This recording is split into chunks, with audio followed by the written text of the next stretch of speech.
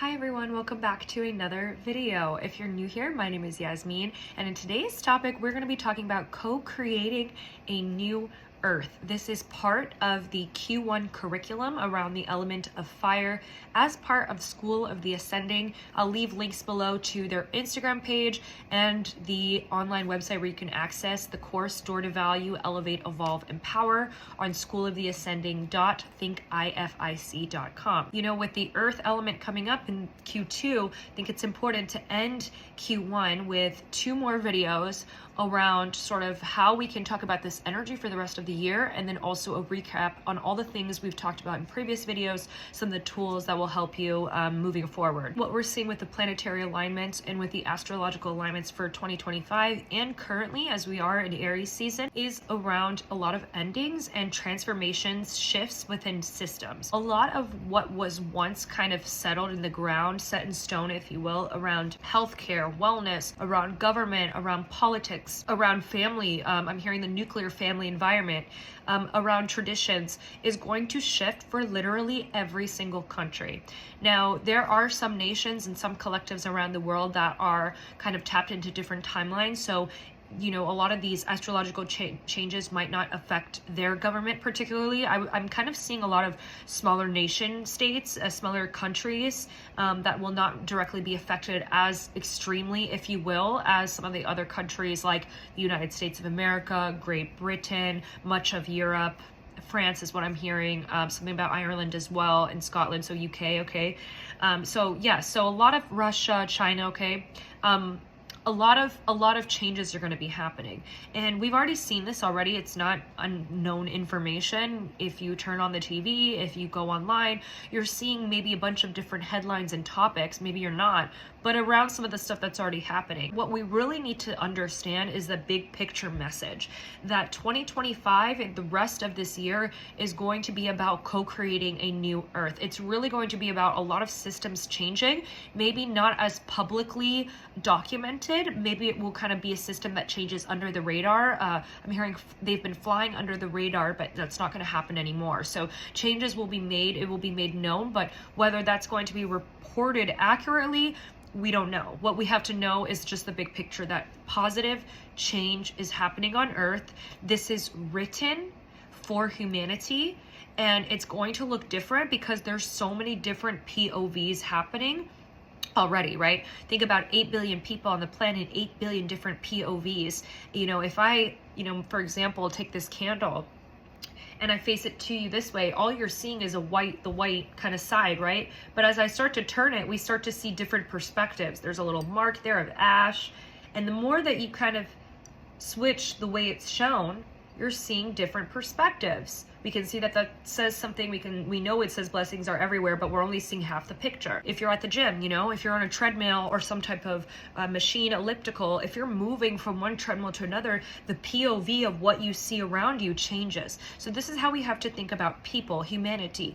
The way that we are perceiving this big overarching shift on Earth that is going to trickle into the matrix sort of systems that are in place, the structures that have been alive for so long, is going to be different. The people are going to perceive that differently. And so it's important not to get stuck in the media as much as the understanding of that big picture. Allow this kind of year to be a placemat for you rising from the ashes. With Q2 being around the topic of Earth energy, the Earth element, we're kind of, again, taking something that doesn't serve us, letting it burn away, and allowing ourselves to rebuild from the ground up. We are each individually going to be creating something new in our lives in the consecutive months ahead, and that's going to look different for every single person. Sometimes it starts with at least having that seed and planting it within yourself and knowing, okay, there's inevitable change that's happening right now, so how can I kind of go and work around this? Co-creating a new Earth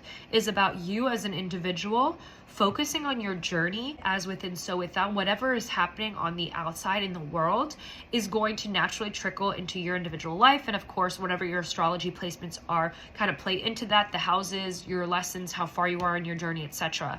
And so there are a lot of moving parts, as I've mentioned, that contribute to some of these changes. But what we have to know is that change is here. So as a collective, we will each individually be creating new Earth, either by recognizing, the past 5 to 7 years of things that have been worked on, that we've been healing, that we've experienced, maybe people that have left our lives. Also thinking about what serves us in the material world. What is the kind of material life that we want to have? It's not necessarily about being like, I want to be a millionaire, but it is about kind of being more conscious of the way that you kind of live your life. Seeing the numbers 444 here, so your stability and all those things, like how do you want to kind of focus on that? What do you want to create for yourself?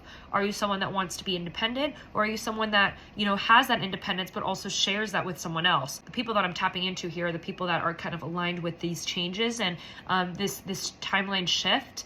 And there's a lot of timeline collapses happening right now as well. So a lot of basically people are learning things about things that have happened in previous years in their life. And if enough of the collective has learned something about that particular year, the timeline collapses. How that unfolds in the material world is completely dependent on your soul's journey, your path, and really up to you, because how you perceive these changes and how you move with those changes is sort of like an energy dance. Like how you're dealing with those changes is exactly what will kind of transpire on the outside. So being more patient is what I'm being encouraged to say. Humble, taking a step back, really allowing, trusting, surrender is a huge thing here. Surrendering, which is really, really hard to do, especially when things don't seem like they're going in your favor or in the way that you would like them to. But surrendering and trusting in that process is pivotal to co-creating this reality for yourself, this new reality that is written for every single human being anyway. It doesn't have to be some grandiose shift, but we will all experience some shift that we will each individually perceive knowingly that there has been a shift, that there is a transformation. A lot of you guys are going to be encouraged to move your location, change jobs, more abundance, more money, being encouraged to start that mission work, that project, hearing the call for your mission work or a business related idea, etc. The effort that you put to releasing, letting go of things that don't serve you anymore, to your transformation, your growth, and your evolution. The more that you allow yourself to be that phoenix rising from the ashes, the more you realize that everything that's burned away, that's left my life, that was very fiery energy for me, is going to now transform into something more stable, more grounding for the months ahead. Thank you all so much for tuning in, and be on the lookout. Turn notifications on for the next video recapping on Q1 and your self-growth toolkit. Until next time, go and grow.